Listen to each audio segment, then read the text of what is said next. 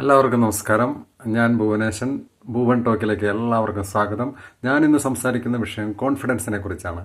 എന്താണ് കോൺഫിഡൻസ്? അവനവനിൽ തന്നെയുള്ള വിശ്വാസം, സ്വയം തിരിച്ചറിവ് എന്നിവയാണ് കോൺഫിഡൻസ് എന്ന് പറയുന്നത്.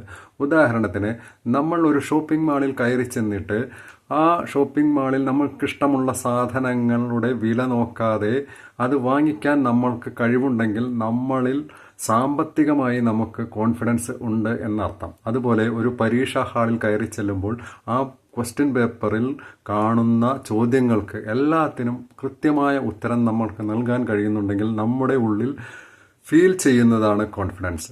ഒരു ഇന്റർവ്യൂ ബോർഡിന് മുന്നിലേക്ക് കയറി ചെന്ന് ആ ഇന്റർവ്യൂ ബോർഡ് ചോദിക്കുന്ന ചോദ്യങ്ങൾക്ക് കൃത്യമായ ഉത്തരങ്ങൾ പറയാൻ നമ്മളെ കൊണ്ട് സാധിക്കുന്നു എന്നുണ്ടെങ്കിൽ നമ്മൾ ഒരു കോൺഫിഡൻസ് പേഴ്സൺ ആണെന്ന് അർത്ഥം.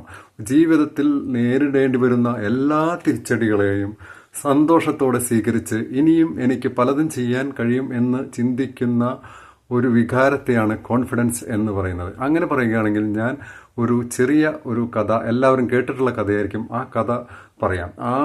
2007 ഹൈദരാബാദിൽ നടക്കുന്ന ഇന്ത്യ ഓസ്ട്രേലിയ ക്രിക്കറ്റ് മത്സരമാണ് വേദി. അവിടെ ഓസ്ട്രേലിയൻ ബൗളറായ ബ്രാഡ് ഹോഗ് എന്ന് പറയുന്ന സ്പിൻ ബൗളർ 43 റൺസ് എടുത്ത് നിൽക്കുന്ന സച്ചിൻ തെണ്ടുൽക്കർക്കെതിരെ 27ാമത്തെ ഓവർ ബോൾ ചെയ്യാൻ വരികയാണ്.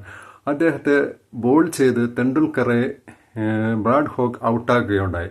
ഔട്ടായ ശേഷം ഈ ബ്രാഡ് ഹോഗ് ഈ ബോളുമായി തെണ്ടുൽക്കർ താമസിക്കുന്ന റൂമിൽ കയറി ചെന്നിട്ട് തെണ്ടുൽക്കറോട് അഭ്യർത്ഥിക്കുകയാണ്, സാർ, വരും തലമുറ ഞാൻ താങ്കളെ ഔട്ടാക്കിയെന്ന് വിശ്വസിക്കില്ല, അതുകൊണ്ട് ഈ പന്തിൽ താങ്കൾ എന്തെങ്കിലും ഒന്ന് എഴുതി തരണം എന്ന് പറഞ്ഞുകൊണ്ട് ബോൾ സച്ചിൻ തെണ്ടുൽക്കർ കൊടുക്കുകയുണ്ടായി. സച്ചിൻ തെണ്ടുൽക്കർ ആ ബോൾ വാങ്ങിയ ശേഷം these will never happen again ഹോഗി എന്നാണ് ആ ക്രിക്കറ്റ് ബോളിൽ അദ്ദേഹം എഴുതി കൊടുത്തത്.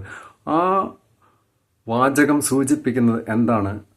അതിനുശേഷം 21 പ്രാവശ്യം ബ്രാഡ് ഹോഗും സച്ചിൻ തെണ്ടുൽക്കറും തമ്മിൽ മത്സരങ്ങളിൽ ഏറ്റുമുട്ടിയെങ്കിലും ഒരു പ്രാവശ്യം പോലും തെണ്ടുൽക്കറെ ഔട്ടാക്കാൻ ബ്രാഡ് ഹോഗിന് കഴിഞ്ഞില്ല. അതിനെയാണ് ആത്മവിശ്വാസം എന്ന് പറയുന്നത്. തെണ്ടുൽക്കറുടെ ആ ആത്മവിശ്വാസമാണ് തെണ്ടുൽക്കറെ ഇനി ഒരിക്കലും ഇത് സംഭവിക്കില്ല എന്ന് എഴുതി കൊടുക്കാൻ അദ്ദേഹത്തെ പ്രേരിപ്പിച്ച ഘടകം. അപ്പോൾ നമ്മൾക്ക് കോൺഫിഡൻസ് ഉണ്ടാകണമെങ്കിൽ എന്തൊക്കെ ചെയ്യണം എന്നുള്ളതാണ് നമ്മൾ പരിശോധിക്കുന്നത്. ഒന്നാമത്തെ കാര്യം, നെഗറ്റീവ് ചിന്തകളെ മനസ്സിൽ നിന്നും ഒഴിവാക്കുക. നെഗറ്റീവ് ആയ ആളുകളുമായി അധികം കൂട്ടുകൂടാതിരിക്കുക. നെഗറ്റീവ് സാഹചര്യങ്ങളിൽ നിന്നും എപ്പോഴും മാറി നിൽക്കുക. നെഗറ്റീവായ കാര്യങ്ങൾ വായിക്കാതിരിക്കുക. നമ്മുടെ ശക്തിയെക്കുറിച്ച് സ്വയം തിരിച്ചറിയുക. പ്രശ്നങ്ങളെ അതിൻ്റെ മെറിറ്റിൽ നേരിടുക. പരാജയങ്ങളെ തുറന്ന മനസ്സോടെ സ്വീകരിക്കുക. സ്വയം തിരിച്ചറിഞ്ഞ് പ്രവർത്തിക്കുക. ഇത്തരം കാര്യങ്ങൾ ചെയ്താൽ നമ്മൾക്ക് കോൺഫിഡൻസ് വർദ്ധിപ്പിക്കാൻ സാധിക്കും. Okay, bye, good by.